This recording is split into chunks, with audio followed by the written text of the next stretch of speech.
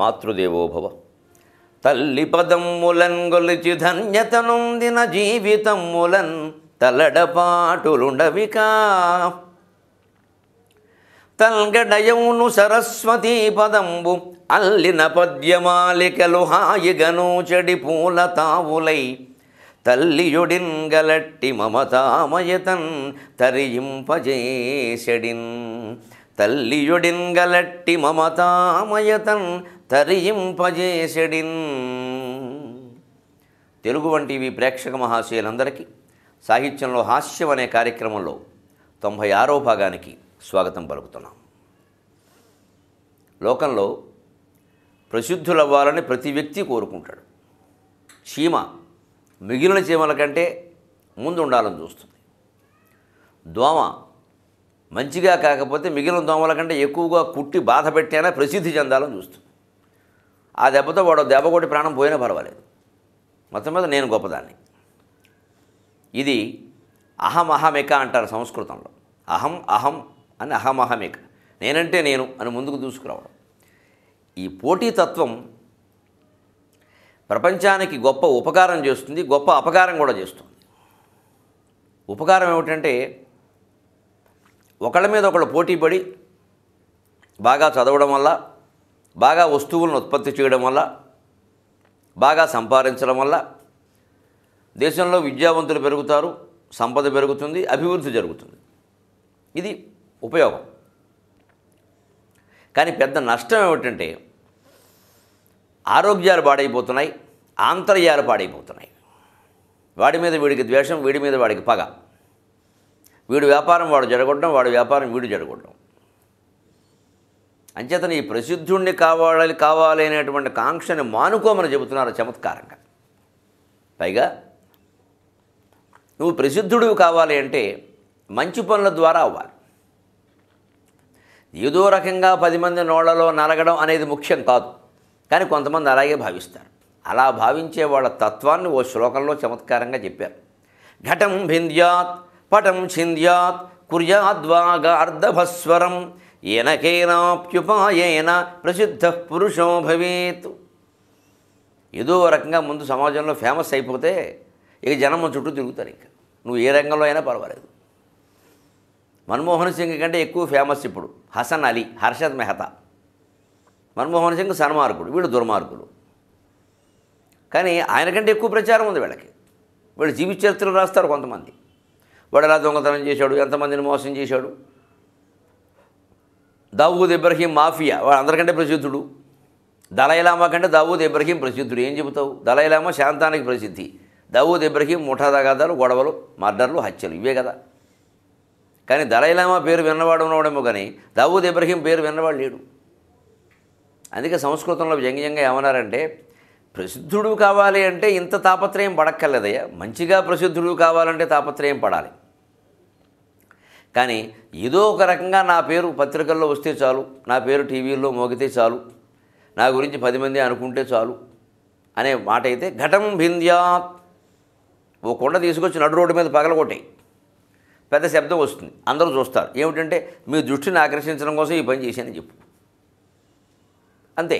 ఇంకా కావాలంటే ఇప్పుడు మన ఎలక్ట్రానిక్ మీడియా వారిలాగా ఎవడ మూడు దగ్గర మైకటి ఈ కుండ పొగలగొట్టడం వెనకాల ఏమైనా కుట్ర ఉందని మీరు భావిస్తున్నారా అని అనమను. వాడు ఏదో చెబుతాడు. ఈ కుండ ఇండియా కుండ, పాకిస్తాన్ కుండ అనుడు ఇంకోటి ఏదో చెబుతాడు. ఇవన్నీ పెద్ద సంచలన వార్తలు. ఇవాళ జరుగుతున్నది అదే కదా. ఇక ఏమీ జరగకుండానే అన్ని వార్తలు బయటకు వచ్చేస్తూ ఉంటాయి. పైన ఇంకో ఉపాయం ఉంది. పటం చింద్యాత్. ఇంకా నీ దృష్టి, నలుగు దృష్టి నీ మీద పడాలి, ఫోటోలు కూడా బాగా తీసుకోవాలంటే శుభ్రంగా నడి రోడ్డు మీద ఉండి గుడ్డలు చించేసుకో, కట్టుకుని కూడా. దాంతో దిగంబరంగా నిలబడిన వాడు అవుతారు. అయితే పీలికలు అందరూ వచ్చి చూస్తారు. ఏమిటి జరిగింది అంటే కెమెరాలు పెడతారు, మైకులు పెడతారు, అడుగుతారు. దేనికో నిరసన అని చెప్పు. నాకు ఏదో నచ్చలేదు, అందుకే నేను దిగంబరంగా నిరసన చేయదలుచుకొని చేసేయి. వెంటనే పత్రికల్లో వస్తుంది. నువ్వు పరిగెడుతుంటే వీడియో పెట్టి తీస్తారు. మరి ఈ రకంగా కూడా ప్రసిద్ధులు అవ్వద్దు. ఘటం భింద్యాత్ పటం చింద్యాత్. పటం అంటే వస్త్రం. అందుకే చిత్రపటం అంటారు ఫోటోని. పూర్వం బొమ్మలు వస్త్రాల మీద వేసేవారు. క్యాన్వాస్ అనే మాట అందుకే వచ్చింది.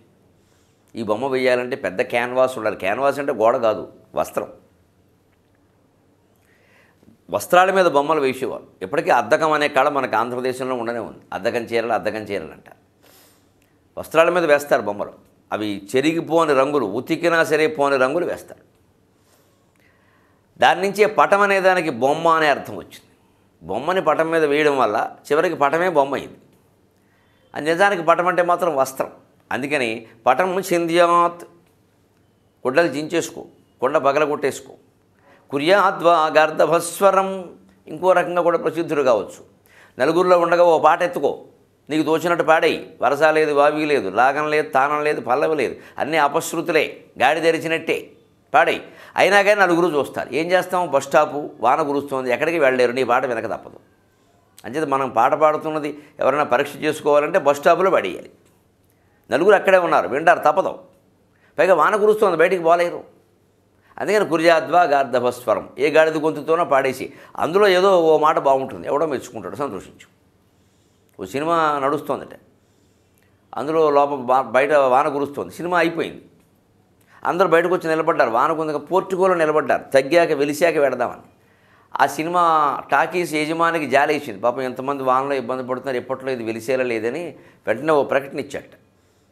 బాబు మీరు లోపలికి వచ్చి కూర్చుంటే మళ్ళీ రెండోసారి వేస్తాం సినిమా, పర్వాలేదు, ఓసారి చూసిందే కదా, ఒక అరగంట ఒక గంట నడుస్తుంది, మాకేం నష్టం లేదు, కానీ మీకోసం చేస్తున్నాం, చూడలేక మళ్ళీ వాన వెలిసిన తర్వాత మేము ప్రకటన ఇప్పిస్తాం, అప్పుడు మీరు వెళ్ళొచ్చు అన్నారు. ఆశ్చర్యం, ఈ ప్రకటన ఇచ్చిన తర్వాత 5 నిమిషాలకు ఎక్కడ ఎవడన్నా ఉంటే ఒట్టు అంత కుంభవృష్టిలో తడుచుకుని వెళ్ళిపోయారు. ఎందుకని? ఆ సినిమా అంత బాగుందన్నమాట. వీడు మళ్ళీ వేస్తాడు, మనకి ఇక్కడ ఉంటే మళ్ళీ చూపించేలా ఉన్నాడు, ఈ తనలెప్పేవాడు భరిస్తాడు, ఎందుకంటే వాళ్ళలో తడిసిపోయి తనలెప్పి భరించడమే మంచిది అని పారిపోయారు. ఒక్కో పాట అంత మధురంగా ఉంటుంది, మరి ఏం చేద్దాం. అందుకని పారిపోతారు. నీ గొంతు నువ్వు పరీక్ష చేసుకోవాలి అంటే బస్ స్టాండ్లో పడేయి, అంతే. నువ్వు ప్రసిద్ధులు అవుతావు. ఒకవేళ తిట్టుకున్న వాళ్ళు కూడా ఖచ్చితంగా చెబుతారు ఆ విషయాన్ని. ఫలానా వెధవా అంటారు, ఆ వెధవా అన్న పేరు మీదనే నీ పేరు వినపడింది కదా అని. ఏనకేనాప్యుపాయేనా, ఏదో ఒక ఉపాయం చేత ప్రసిద్ధ పురుష భవేత్. ఇక్కడ పురుష శబ్దానికి మగవాడు అని అర్థం కాదు, మనిషి అని అర్థం. ఆడాళ్ళైనా మగాళ్ళైనా ప్రసిద్ధులు కావాలంటే బోళ్ళు ఉపాయాలు ఉన్నాయి. కొండ బదలు కొట్టేయచ్చు, గుడ్డలు చించేసుకోవచ్చు, గాడిదపాట పాడచ్చు, ఏదోడు చేయొచ్చు. అంచేది ప్రసిద్ధి కోసం ప్రయత్నం చేయకండి, సిద్ధి పొందే ప్రయత్నం చేయండి. స్వయం తీర్త్వా పరాం స్థారయిత్వా అని యోగశాస్త్రంలో చెప్పినట్టుగా నువ్వు తరించి 10 మందిని తరింపు చేయాలి. మంచి మాటలు చెప్పి మంచి పనులు చేయించి.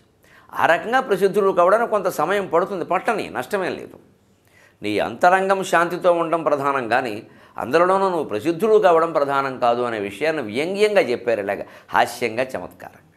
అలాగే ఇంకొకటి, తెలుగు భాష యొక్క గొప్పతనం ఉక్తి చమత్కారం. ఈ భాషలో ఎటువంటి తీవ్రమైన సమస్యలైనా కూడా ఈమిడిపోతాయి. అవధానాల్లో సమస్యాపూర్ణాన్ని గమనిస్తే మనకు అది అర్థమవుతుంది. ఒక అవధానం చేస్తుంటే నాకు చిత్రమైనటువంటి సమస్య ఇచ్చారు. 3 పంచపాండవులు 3 జగముల వనెకెక్కెడిన్. 3 పంచపాండవులు 3 జగముల వనెకెక్కరే. 3 పంచపాండవులట, పాండవులు 5గురు, పైగా పంచపాండవులు అని చెబుతున్నాడు అక్కడ. మళ్ళీ 3 ఏమిటి? 3 పంచపాండవులు అంటే ఎలా కుదిరింది ఇది? అదే సమస్య, దాన్నే పరిష్కారం చేయాలి. వాళ్ళు 3 జగముల వన్నెకెక్కారు, అందులో ఏమీ విచిత్రమేం లేదు. 3 లోకాల్లోనూ కీర్తిగాంచారు. పాండవుల చరిత్ర ప్రసిద్ధమైన విషయం. కానీ సమస్యాపూరణంలో మనం ఆలోచించాల్సింది ఎప్పుడు ఏమిటంటే, జీవితమైనా అవధానమైనా అట్నుంచి నరుక్కు రావాలి. ముందే నరుక్కు రాకూడదు, ఇట్నుంచి వీలు కాకపోతే అట్నుంచి నరుక్కు రావాలి. 3 పంచపాండవులు 3 కారుగా, అంతే 3 గురించి ఆలోచించడం మానయి, అట్నుంచి నరుక్కురా. 3 జగముల వన్నెకెక్కరే, అందులో సమస్య ఏం లేదు. పాండవులు వన్నెకెక్కరే, అందులోనూ సమస్య లేదు. పంచపాండవులు వన్నెకెక్కరే, ఏమీ లేదు. 5గురు పాండవులు ప్రసిద్ధిగాంచారు. అంటే సమస్య అంతా 3 అనే మాటలో ఉంది. ఈ 3 మాటలను నువ్వు ఏమైనా చేయగలిగితే ఆ సమస్య పరిష్కారం అయినట్టే.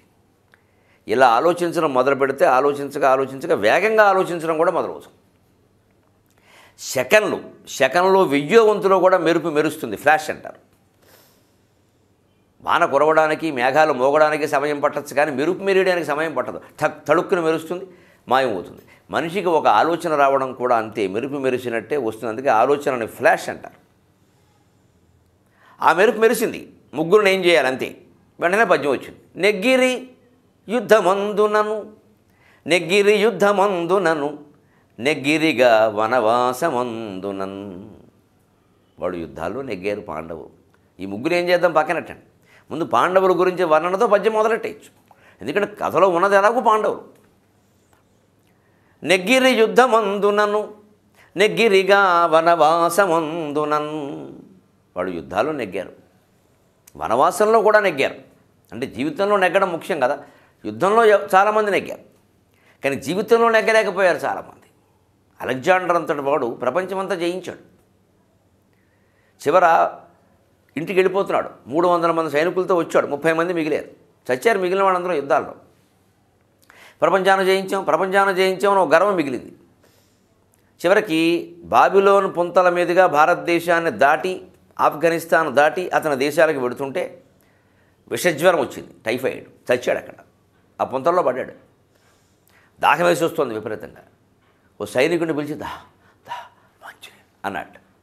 ఆ సైనికుడు పాపం జాలిపడి ప్రభువు అడుగుతున్నాడని మంచినీళ్ళ కోసం వెళ్ళాడు. ఓ కొబ్బరి చెప్పలో ఎక్కడో నీళ్లు పట్టుకొచ్చి ఇస్తున్నాడు. దారిలో ఇంకో సైనికుడు చూశాడు, టప్ అని కొట్టాడు ఆ చెప్పని, నేల మీద పడింది. వాడు అడుగుతాడు, వాడు వెధవ, నువ్వు అంతకంటే వెధవ, వాడికి మంచినీళ్ళు ఇస్తావే? ఒరే మన ప్రభువురా, మన పోషించాడా ఇంకేమన్నా? 3 ఏళ్ళు అయింది ఇల్లు వదిలిపెట్టి. వీడు ప్రపంచమంతా జయిస్తే మనకేంటి? మన చంపాడు ఇక్కడ. నా తమ్ముడు చచ్చిపోయాడు యుద్ధంలో, మా బావగారు వచ్చాడు, వాడు చచ్చిపోయాడు. అదృష్టవశాత్తు నేను బతికాను. ఇప్పుడు నువ్వు మంచినీళ్ళు ఇచ్చావనుకో, వీడు మళ్ళీ జ్వరం నుంచి కోలుకుంటాడు. వీడు చచ్చిపోతే చెనుదిరిపోతుంది, వీడు మళ్ళీ కోలుకుంటాడు, మళ్ళీ యుద్ధం అంటాడు. మనం మిగిలిన 30 మంది కూడా చచ్చిపోతాం. వీడి యుద్ధకాంక్షకి మనం బలైపోతున్నాం. ఇటువంటి వాడిని మనం ప్రోత్సహించకూడదు, మంచినీళ్ళు ఇవ్వకు అన్నాడు. ఈ మాటలు అనుకోకుండా అలెగ్జాండర్ చెవిని పడ్డాయి. వాడు అనుకున్నట్టు, నేను ప్రపంచమంతా జయించాను కానీ ఈ సైనికులను మనస్సులను జయించలేకపోయాను. నా జీతం మీద బతుకుతున్న వాళ్ళు, నన్ను ఆశ్రయించుకుని ఉన్నవాళ్ళు ఎవరికీ నేనంటే గౌరవము ప్రేమ లేదు అంటే ఎందుకు ప్రపంచాన్ని జయించి ఉపయోగం ఏమిటి? ప్రపంచం అంతటి పోను నేను ఏమైనా పరిపాలించానా? అక్కడ రాజును పెట్టాను, వాడు నాకు పన్ను కట్టమన్నాను అంటే రాజభోగాలని వాడు అనుభవిస్తున్నాడు, నాకేదో 10 రూపాయలు వారేస్తున్నాడు. ఇంతకుమించి నేను పరిపాలించింది లేదు. కనీసం బయట సుఖం పక్కనట్టు వీళ్ళతో కూడా నాకు సుఖం లేదు. వీళ్ళందరూ నన్ను ద్వేషిస్తున్నారు, నేను చచ్చిపోతే బాగుండు అనుకుంటున్నారు వీళ్ళు. ఇంకా నేనేం సాధించినట్టు? ఇంతకంటే ఈ యుద్ధాలన్నీ చేయడం మానేసి నేను ఇంటి దగ్గర కూర్చుని నా పిల్లల్ని ప్రేమగా చూసుకుంటే వాళ్ళ హృదయాల్లో నాకు స్థానం ఉండేది. నా కోసం తాపత్రయపడేవాళ్ళు ఈ అనారోగ్య స్థితిలో ఓ 4 ఉండేవారు కనీసం. నా కోసం నేను బతకాలను కోరుకునేవాళ్ళు 4 కూడా ప్రపంచంలో లేకపోయాక నేను ఎవరిని జయించినట్టు, ఏం జయించినట్టు? ఇది నెగ్గిరిగా వనవాసమందునంటే యుద్ధాల్లో నెగ్గడం సమస్య కాదు. అరణ్యవాసంలో కూడా పాండవులు ఎందుకు నెగ్గుకు రాగలిగారు అంటే కలిసిమెలిసి ఉన్నారు. ద్రౌపదీదేవి కూడా వారిని గౌరవించే విధంగా గౌరవించింది. అంతేగాని మాటికి తిడుతూ కూర్చోలేదు, వనవాసానికి మీరే కారణం. ఏదో మొదట్లో 2 మాటలు ఇంక వదిలేసింది ఆ విషయం. కాబట్టి కలిసిమెలిసి ప్రశాంతంగా బతికారు, వనవాసాన్ని గెలవగలిగారు, అజ్ఞాతవాసం చేయగలిగారు. ఇది పాండవుల గొప్పతనం. నెగ్గిరి యుద్ధ రంగమున నెగ్గిరిగా వనవాసమందునన్. ఇంతకంటే గొప్ప విషయంలో నెగ్గిరి వాళ్ళు మనం ఎవరు నెగ్గలేం. నెగ్గిరి కాపురమ్ములను నియమముతో ఒక కాంతతోడని. ఒక్క భార్యతో 5గురు కాపురం చేసి నెగ్గుకు రావడం ఎంత కష్టం అండి. ఈవిడ తలుచుకుంటే వాళ్ళ మధ్య సిగపట్ల గోత్రాలు అయిపోవు. ఎందుకంటే లైంగిక సంబంధం ఉంది కదా మధ్యలో, రోజు వండడం వార్చడం పెట్టడం ఉంది కదా. ఇందులో ఎక్కడైనా సరే నువ్వు ఎక్కువ నువ్వు తక్కువ అని ఆవిడ ఏదైనా వ్యాఖ్యానం చేసి ఉంటే ధర్మరాజుకి భీముడికి అర్జునుడికి సహదేవుడికి ముళ్ళైపోవు ఇక్కడ. ఇప్పుడు తోడుకోడళ్ళు ఉన్న ఇంట్లోనే ఈ ఆడవాళ్ళ కారణంగా వీళ్ళు చెప్పే మాటల కారణంగా మగాళ్ళకి పడకుండా విడిపోయిన సందర్భాలు కొన్ని ఉన్నాయి కదా. మరి ఒకే భార్య ఉన్నప్పుడు వారికో మాట వీరికో మాట చెబితే 5గురు కొట్టుకు చచ్చిపోరండి. ఒక్క స్త్రీ కోసం కొట్టుకుని సుందోపసుందులు చచ్చిపోలా, శుంభ నిశుంభులు చచ్చిపోలా, చరిత్రలో లేవు. మరి ఒకే స్త్రీతో కాపురం చేస్తూ 5గురు అంత ఐకమత్యంగా రామలక్ష్మణ భరత్ శత్రుఘ్నుల కంటే కూడా ఐకమత్యంగా ఉండగలిగారు అంటే ఆ ద్రౌపదీదేవి ఎంత గొప్పది, వీళ్ళెంత గొప్పవాడు. అందుకని నెగ్గిరి కాపురమ్ములను నియమముగా ఒక కాంతతోడని. ఒకే స్త్రీతో కాపురం చేస్తూ కూడా సంసారంలో కూడా వాళ్ళు నెగ్గారు, యుద్ధరంగంలో కూడా వాళ్ళు నెగ్గారు, వనవాసంలో కూడా వాళ్ళు నెగ్గారు. కానీ మగ్గిరి కష్ట నష్టముల ఇన్ని కష్టాలు పడ్డారు, రాజ్యాన్ని నష్టపోయారు. యుద్ధరంగంలో మాత్రం పిల్లల్ని కోల్పోయారు, ఉపపాండవులు చచ్చిపోయారు, అభిమన్యుడు చనిపోయాడు.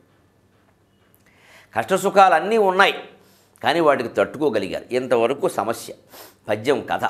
ఇప్పుడు సమస్య పూరణ. ఇంతకీ 3 ఏం చేశావు? ఇటువంటి పాండవులు ఎవరయ్యా అంటే మ్రగ్గిరి కష్ట నష్టముల మాద్రికి 2 కానీ కుంతికిన్ 3. వాళ్ళని సరిగ్గా పరిశీలిస్తే పాండవుల్ని 5గురు ఒక తల్లి సంతానం కాదు, 3 కుంతీదేవి సంతానం. ఇద్దరు మాద్రి సంతానం. అందుకని ఈ ముగ్గురు మాటను కుంతికి అన్వయించామనుకో, కుంతికి ముగ్గురు, కుంతికి పుట్టిన వాళ్ళు ముగ్గురేగా అని చెప్పాలి అంటే మిగిలిన ఇద్దరిని ఏం చేయాలి? మాద్రికి ఇద్దరు కానీ అని ముందు పెట్టాం ముందు పాదంలో. ఆ మాద్రి సరిపోవడం కోసం యతి స్థానంలో మొదట మ్రగ్గిరి అని పెట్టాం. ఎందుకంటే నెగ్గిరి అని మొదలైంది. గీ కింద కావత్తు మూడో పాదంలో కూడా రావాలి. మాద్రితో సరిపోవాలంటే మా రావాలి. అందుకని మ్రగ్గిరి అనే పదంతో వచ్చింది. మ్రగ్గిరి కష్ట నష్టముల ఇన్ని పడిన వాళ్ళు ఎవరయ్యా? మాద్రికి ఇద్దరుగా అని కుంతికి ముగ్గురు పంచపాండవులు. మాద్రికి ఇద్దరు, కుంతికి ముగ్గురు, మొత్తం కలిపితే పంచపాండవులు. మూడు జగంబులవన్నెకెక్కరే. తెలివితేటలు ఉంటే భాషాపరమైన సమస్యను పరిష్కారం చేసినట్టే బ్రతుకులో సమస్యలను కూడా పరిష్కారం చేసుకోవచ్చు. అందుకని దానికో ఆత్మహత్య, దీనికో ఆత్మహత్య అంటే ఎన్నిసార్లు ఆత్మహత్య చేసుకుంటా? ఓసారి చేసుకున్నాక మళ్ళీ చేసుకోలేవుగా. ఆ దారికి పోకుండా, అంత తీవ్రంగా ఆలోచించకుండా, ఇట్నుంచి కాకపోతే అట్నుంచి చేయాలని ఆలోచన చేయాలి. నెగ్గిరి యుద్ధ రంగమున నెగ్గిరివాగా వనవాసమందునన్. నెగ్గిరి కాపురమ్ములను నియమముగా ఒక కంతతోడనే మ్రగ్గిరి కష్టనష్టముల మాద్రికి ఇద్దరుగా అని కుంతికి ముగ్గురు పంచపాండవులు మూడు జగంబుల వన్నెకెక్కరే అని సమస్యాపూర్ణంలో ఉండే ఉక్తి చమత్కారం ద్వారా మనం జీవితంలో సమస్యలను కూడా ఇటు కాకపోతే అటు, అటు కాకపోతే ఇటు తిప్పి, ఇటు నుంచి వీలు కాకపోతే అటు నుంచి నరుక్కొచ్చి, మనం ఇంట్లో ఉండేవాళ్ళ వీలు కాకపోతే బయటి వాళ్ళ చేత చెప్పించి ఏదో ఒక రకంగా పరిష్కారం చేసుకుని పాండవుల్లాగే జీవితంలో గెలవాలి, యుద్ధంలో గెలవడం కాదు. ఈ సారాంశాన్ని మనం గ్రహిద్దాం. అలాగే సరదాకి ఒక జాతీయం ఎవరైనా మనని మోసం చేస్తే ఒక కంపెనీ పెట్టారనుకోండి, చిట్ ఫండ్ కంపెనీ, వాడు పెట్టాడు, ఆముదం రాశాడు అంటారు. ఈ ఆముదం రాయడానికి మోసం చేయడానికి సంబంధం ఏమిటి? నిజానికి పసిపిల్లలకి పూర్వం ఆముదం రాసేవారు ఒంటికి. అది మోసం చేయడం కాదు, వాడు ఆరోగ్యం బాగుంటుంది. అంతేకాదు ఆముదం తాగించేవారు. ఉగ్గు అంటే ఆముదమే. తర్వాత అంటే ఇప్పుడు అమూల్ స్ప్రేలు, ఎండ్రిన్ స్ప్రేలు ఇవన్నీ వచ్చాయి, కానీ అప్పుడు ఏం లేదు, ఆముదమే. ఉగ్గుకి నిండేవారు ఎంత ఉండేది.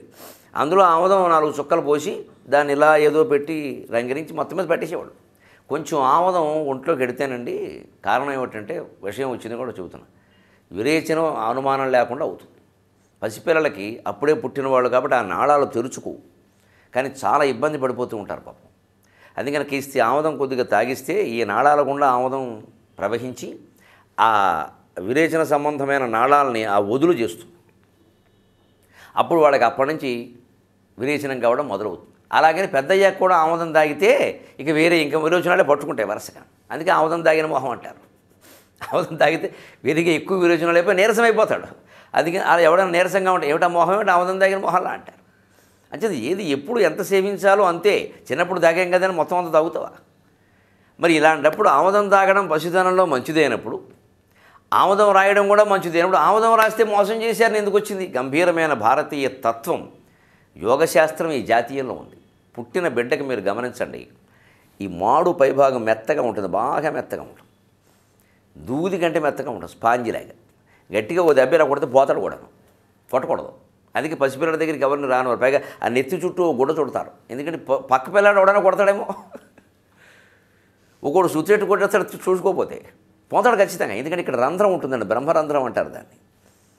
మనకి ఇక్కడ మొత్తం కపాలం మూసుకుపోయి ఉంటుంది, పసిపిల్లల కాలం ఉండదు, ఇక్కడ కన్నం ఉంటుంది, దాని మీద చర్మం ఉంది. ఆ చర్మం కూడా మృదువుగా ఇంకా జుట్టు వచ్చిరా అన్నట్టుగా ఉంటుంది. ఆ మృదువైన చర్మం అక్కడ ఎందుకు ఉంది అంత మెత్తగా అంటే, అక్కడ ఒక కన్నం ఉంది, రంధ్రం. దాది మూసుకుపోవాలి అంటే ఆముదం రాయాలి. అందుకని వరుసగా పసిపిల్లాడికి ఆముదం రాసి రాసి రాసి అది మూసుకుపోయేలా చేశాం. మరి అటువంటిప్పుడు మంచి పనే కదా, మూసుకోకపోతే ఇబ్బంది కదా. ఇందులో మోసం ఎక్కడుంది అంటే అందులోనే ఉంది మోసం. ఆ రంధ్రం సామాన్యమైన రంధ్రం కాదు, దాన్ని యోగశాస్త్రంలో బ్రహ్మరంధ్రం అంటారు. అంటే బ్రహ్మజ్ఞానాన్ని మనకు కలిగించే రంధ్రం అది. అందుకే పసిపిల్లాడు తల్లి కడుపులో ఉన్నప్పుడు వాడికి పూర్వజన్మ జ్ఞానం ఉంటుంది. ఆ పూర్వజన్మలన్నీ వాడి కళ్ళ ముందు కదులుతూ ఉంటే వాడికి జ్ఞానం లేని వాడు అనుకోదు, వాడు భాష రాకపోవచ్చు కానీ ఆలోచనలు ఉన్నాయి వాడికి. వాడు అనుకుంటాడు, సత్యం గాడిదే పుట్టాం, కుక్కై పుట్టాం, ఇన్నాళ్ళకి మనిషి పుట్టాం, ఈ జన్మ కాపాడుకోవాలి, హరినామస్మరణ చెయ్యాలి, ఎవరితోనో తగాదా పెట్టుకోవద్దు, సంపాదించద్దు, పెళ్లి చేసుకోవద్దు, పిల్లలొద్దు, ఏ గొడవ వద్దు, పుట్టగానే శంకరాచార్య స్వామిలో తపస్సు మొదలెట్టేద్దాం అనుకుంటాడు వాడు. ఎందుకని లోపల రంధ్రం ఉండడం వల్ల ఆ రంధ్రం నుంచి బ్రహ్మజ్ఞానం కురుస్తోంది, లోపలికి పూర్వజన్మ జ్ఞానం వస్తుంది. అందుకని వాడు అలా అనుకుంటాడు. ఉయ్యాల్లో ఉన్నప్పుడు అంతే, పక్కలో ఉన్నప్పుడు అంతే, అడ్డాల్లో ఉన్నప్పుడు అంతే. అందుకే పసిపిల్లలు ఉయ్యాల్లో ఉలిక్కి పడుతూ ఉంటారు, మాట్లాడుతూ ఉంటారు, ఏదో అంటారు, కేకరా. ఇవన్నీ జన్మాంతరమైన విషయాలు. అంతేకాదు ఒక్కో దానికి స్పందిస్తాడు. ఎవరైనా పాట పాడుతుంటే పిల్లాడు స్పందించాడు అనుకోండి, జన్మాంతరంలో వాడికి గానం అంటే ఇష్టమో, గాయకుడు కావడమో ఏదో జరిగిందనమాట, లేదా స్పందించడం. ఒక్కొక్క వ్యక్తి టీవీలో మాట్లాడుతుంటే పిల్లాడు నిద్ర మానేసి లేచి కూర్చుని వింటాడు. ఆ మాట్లాడే వ్యక్తికి ఈ పిల్లాడికి పూర్వజన్మలో సంబంధం ఉందన్నమాట. అవి మనకు తెలియదండి. మనం ఏం చేసాం, మోసం చేయడం అంటే ఆమోదం రాసి టెంకి ముదిరేలా చేసి వాడికి ఈ జన్మ ఒక్కటే ఆయన పూర్వజన్మ జ్ఞానం మొత్తం లేకుండా చేసాం. ఇంకా మూత వేసాం కదా, ప్రవాహం ఆగిపోయింది. అంటే ఇది మోసమా కదా?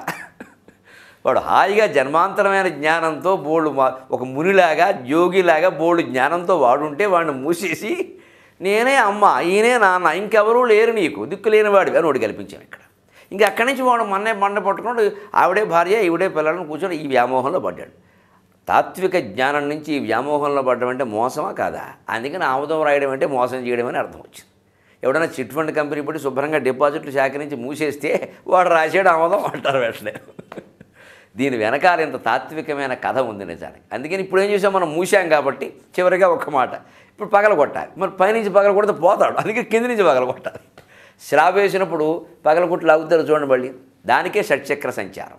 మూలాధార చక్రం, స్వాధిష్టాన చక్రం, మణిపూర చక్రం, గుండెల దగ్గర అనాహత చక్రం, కంఠం దగ్గర విశుద్ధి చక్రం, బొట్టు పెట్టుకున్న చోట ఆజ్ఞా చక్రం. వీటిని దాటి ఈ జీవుడు మళ్ళీ సుషుమ్నా నాడి గుండా ప్రయాణం చేసి జ్ఞానరూపమైన తేజస్సు ప్రయాణం చేసి చివరికి ఇక్కడ మాడు పగలగొట్టాలి. ఆ రకంగా మళ్ళీ పగలగొడితే కానీ ఆ జీవుడు అందులోంచి వెళ్ళినప్పుడే జన్మాంతర జ్ఞానం మళ్ళీ వస్తుంది. ఎందుకంటే నువ్వే మూసావు, ఆముదం రాసావు కాబట్టి ఆత్మజ్ఞానంతో మళ్ళీ పగలగొట్టు. ఈ ఒక్క చిన్న జాతీయం వెనకాల ఇంత తాత్వికతని విడించారు అంటే తెలుగు భాష, సామెతలు, జాతీయాలు ఎంత గొప్పవి. వీటిని చమత్కారం రూపంలో చెప్పుకుంటూ మళ్ళీ వారం కలుద్దాం. అంతవరకు తెలుగులో మాట్లాడదాం.